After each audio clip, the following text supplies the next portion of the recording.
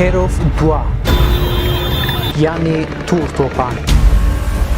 Come and fight with us. हमें मालूम है, हमने अपने आंखों से देखा है.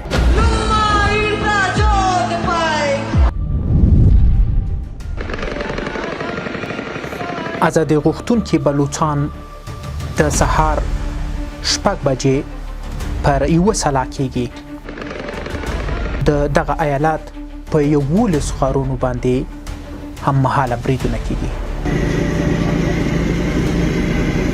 د برید آغاز یوه میرمن کوي.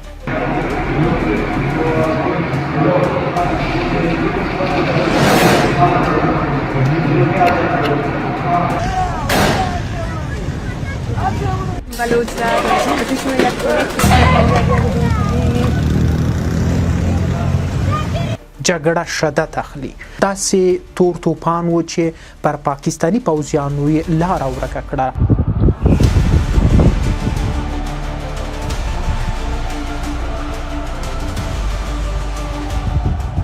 د پاکستان چارواکو ویلي و چې دغه 1500 بلوچ ازادي غوښتونکي نشي کولی چې له دوی څخه بلوچستان واخلي. हिम्मत है तो आओ हमसे मुकाबला करो. Come and fight with us. हाथ भी वही है, हथियार भी वही है, काम करना भी जानते हैं, अगवा करना भी जानते हैं, वारदात करना भी जानते हैं. ډیری پاکستاني پوځیان له سیمې څخه تیښتې ته مجبور شو او که سیمه کې و نو تر ژړا حده رسېدلي وو.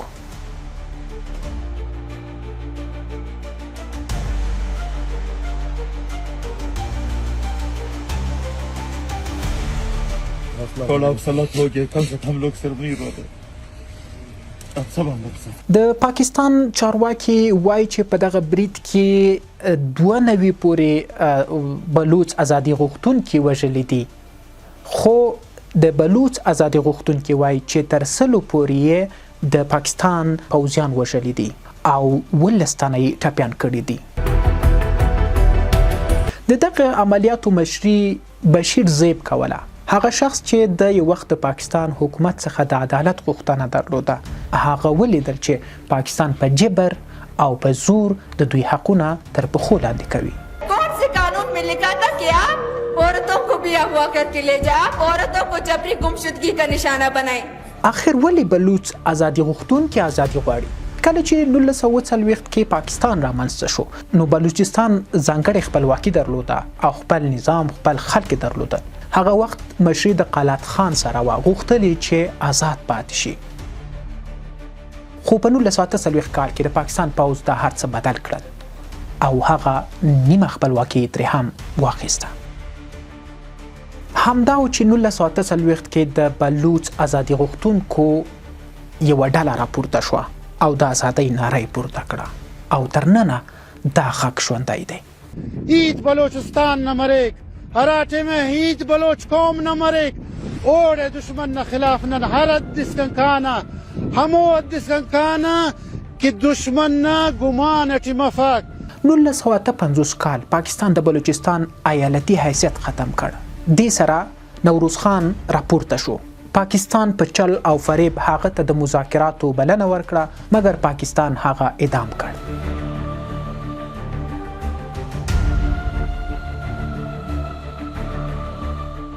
ولی پاکستان بلوچستان ته حق نه ورکوي او د دوی حقونه څه دي؟ بلوچستان کې طبیعي زیرمې خورا ډېرې زیاتې دي، ګاز، سره زر او داسې بلا نور طبیعي ذخایر دي چې پاکستان ترې ګټه اخلي.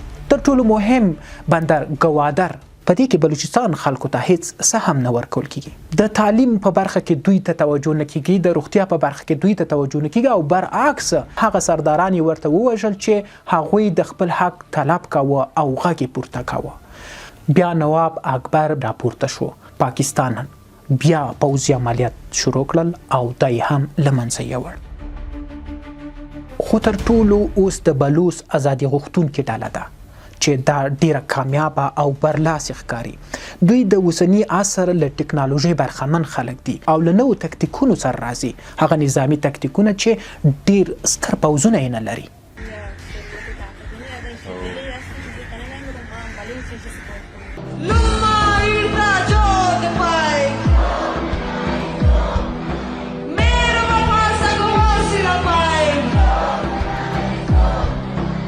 78 کاله کېږي چې د بلوچستان خلک له محرومیت سره او له جګړې او له نارامۍ سره مخ دي. आप इस वजह से डरते हैं हमसे क्योंकि हम बात करते हैं, हमें मालूम है, हमने अपने आंखों से देखा है. نظامی شنونکي وایي چې دا په دې معنا ده چې پاکستان پوځ نه غواړي چې دوی ته حق ورکړي. نو کله چې حق یو چاته نه ورکول کېږي نو د اخیستلو لپاره مبارزه لازمه او ضروري ده.